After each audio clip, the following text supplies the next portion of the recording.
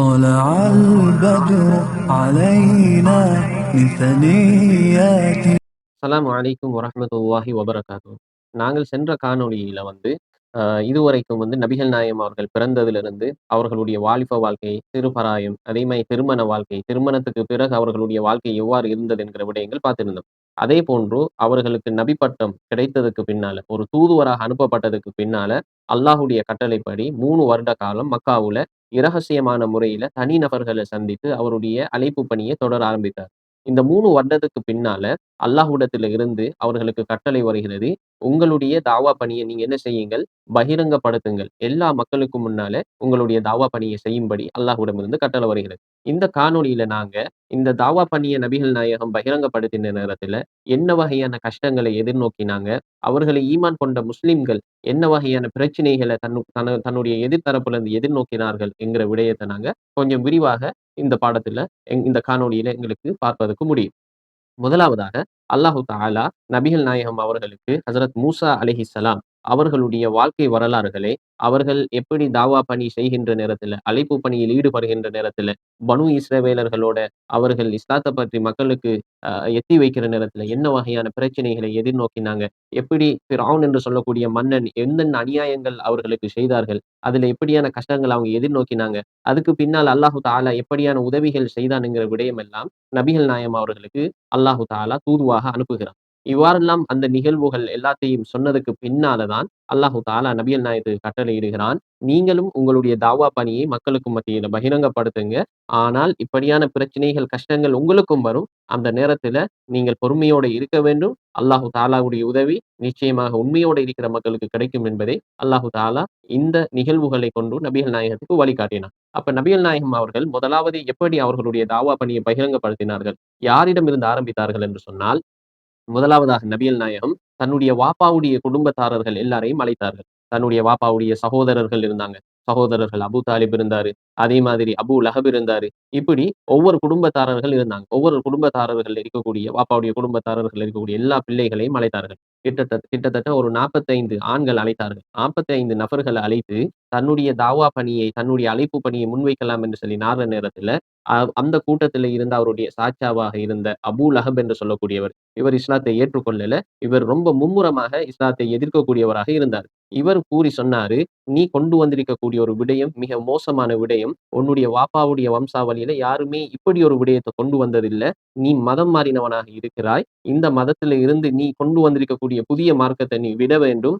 என்பதாக ரொம்ப காரசாரமாக பேசினார். உடனே நபிகள் நாயகம் அவர்கள் இந்த சபையில எதுவுமே பேசவில்லை. அந்த சபை அப்படியே கலைந்து போய்விட்டது. 2வது தடவை நபிகள் நாயகம் அதே ஆட்கள திருப்பி கூப்பிடுறார். கூப்பிட்டு நபிகள் நாயகம் அவர்கள் தன்னுடைய தாவாவை முன்வைக்கிறார்கள். தன்னுடைய அழைப்பு பணியை முன்வைக்கிறார்கள். நீங்க அல்லாஹ் ஒருவனை வணங்குங்கள். அல்லாஹ்வை ஒருமைப்படுத்துங்கள். அவன் தான் உங்களுடைய தேவைகள் எல்லாம் நிறைவேற்றி தருகிறான். ஒரு கட்டத்தில நீங்க மௌத்தாகுவீங்க. எப்படி மௌத்தாவீங்க?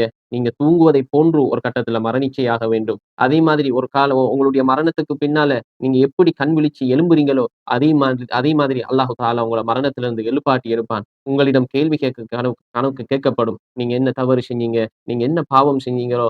என்னென்ன நன்மைகள் செய்தீர்களோ? எல்லா விடயங்களும் கேள்வி கணக்கு கேட்கப்பட்டு, அதற்குரிய கூலிகள் தரப்படும். அதுக்கு பின்னால் உங்களுக்கு சொர்க்கம் இருந்தால் சொர்க்கம் கிடைக்கும். அல்லது நரகம் இருந்தால் நரகம் கிடைக்கும் என்று சொல்லி, அவருடைய அந்த தாவா பணியை சொல்ல ஆரம்பிக்கிறார். இத கேட்டுட்டு இருந்த நேரத்தில, அந்த கூட்டத்தில இருந்த ரசூல் ஸல்லல்லாஹு அலைஹி வஸல்லம் ஒரு சாட்சாவான அபூ தாலிப் ரசூலுல்லாஹ்வ சிறு வயதிலிருந்து பராமரிச்சு வந்தவர். அவரு சொன்னாரு, "நீங்க சொல்லக்கூடிய விடயத்த நான் உண்மைப்படுத்துகிறேன். உங்களுடைய இந்த உபதேசத்த நான் ஏற்றுக்கொள்கிறேன். அதே நேரத்தில நீங்க இந்த விடயத்த எல்லாருக்கும் மத்தியில நீங்க பகிரங்கமாக செய்யுங்கள். அதுக்கு நான் பாதுகாப்பு தருகிறேன். ஆனால் நீங்க என்ன என்னுடைய தந்தையார்கள், என்னுடைய மூதாதையர்கள் இருந்து பின்பற்றி வந்த இந்த மார்க்கத்தை விட்டு என்ன வெளியில வரும்படி நீங்க என்ன வற்புறுத்த வேண்டாம் என்கிற ஒரு நிபந்தனையோட அபூ தாலிப் சொல்லுகிறார், நான் உங்களுக்கு உதவி செய்கிறேன் என்று சொல்லி. இதற்கு பின்னால நபிகள் நாயகம் ஸல்லல்லாஹு அலைஹி வஸல்லம் அவர்களுக்கு ஒரு தைரியம் வருகிறது. ஏன் தன்னுடைய சாட்சா ஒருவர் தனக்கு ஒரு ஆதரவு தருவதாக கூறினத எடுத்து, அதுக்கு பின்னால் நபிகள் நாயகம் எல்லா சமூகத்தாரர்களையும், ஒவ்வொரு குடும்பத்தாரர்கள், ஒவ்வொரு கோத்திரமாக இருந்தாங்க. அப்படி ஒவ்வொரு கோத்திரத்துடைய பெயரையும் அழைத்து, அழைத்து அவங்க கூறின ஒரே விடயம் தான், நீங்க அல்லாஹுவை ஒருமைப்படுத்துங்கள். அல்லாஹுவை வணங்கி அவனுக்கா வழிபட்டு வாழுங்கள் என்கிற அந்த தாவாவ, என்கிற அழைப்பு பணிய எல்லா மக்களுக்கும் நபிகள் நாயகம் என்ன செய்கிறார்கள்? கொடுக்க ஆரம்பிக்கிறார்கள். நபிகள் நாயகம் அவர்கள் தனக்கு கீழ் இருக்கக்கூடிய ஒவ்வொரு சமூகத்தாரர்களுடைய குடும்பத்தாரர்கள் எல்லாரையும் கூப்பிட்டு தன்னுடைய தாவா பணியை முன்வைக்கிறார்கள். சொர்க்கம், நரகத்த பத்தி கூறுகிறார்கள், எச்சரிக்கை செய்கிறார்கள், மக்களுக்கு நன்மாராயம் கூறுகிறார்கள். இதற்கு பின்னால கொஞ்சம் கொஞ்சமாக மக்கள் இஸ்லாத்துக்கு வர ஆரம்பிக்கிறாங்க.